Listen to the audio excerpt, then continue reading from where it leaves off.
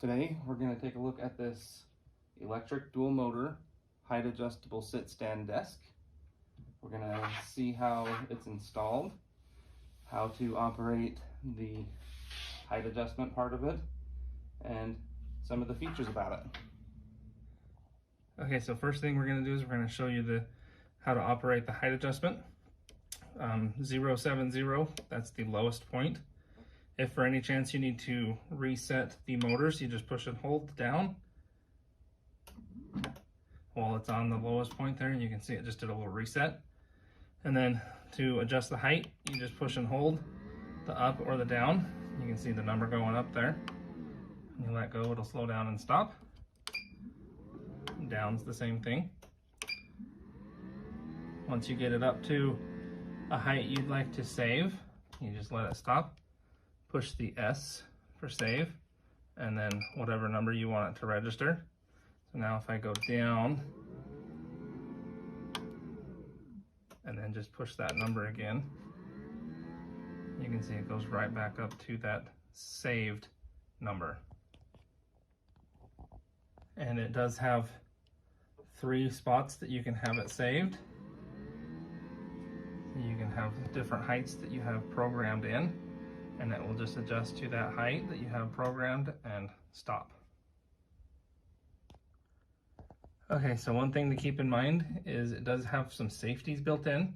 If the desk is not level, it will not let you adjust the height. It will do a little air code and then stop adjusting just like that. And I was able to trigger that just by holding on this one side when I push the button. That's the other safety, is if it hits something while it's in operation, it will safety out.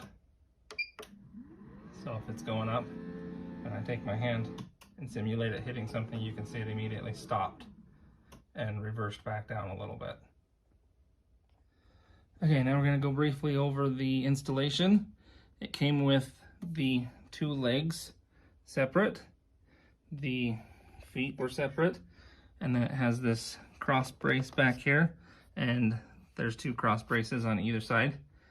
To install everything, there's they provided some Allen hex bolts, 2 here, 2 on the other side, and then down on the bottom of these legs there was 4 each. And then back here on the back, there's 2 bolts going back through this cross brace into the tops of the legs.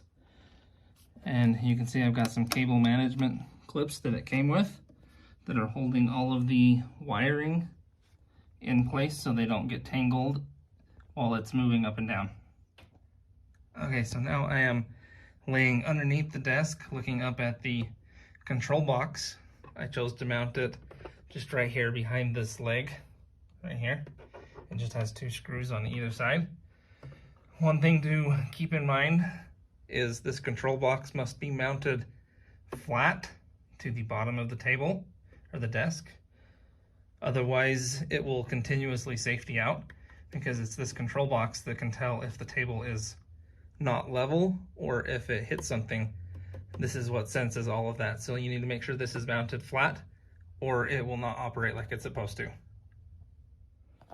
The top part here is just supported by some standoffs. There's 4 of them here, and then it has one going across the back as well, right here. They are all just simple studs that screw into the top of the desk and the bottom of this, and then it has some twist in clips that secure all of those studs in place. And then another thing is it has these 2 baskets here, one on either side, which make for nice, convenient, tidy storage. This is a great height adjustable desk. It's going to serve my needs very well, and it is very easy to operate and adjust the height. It is great.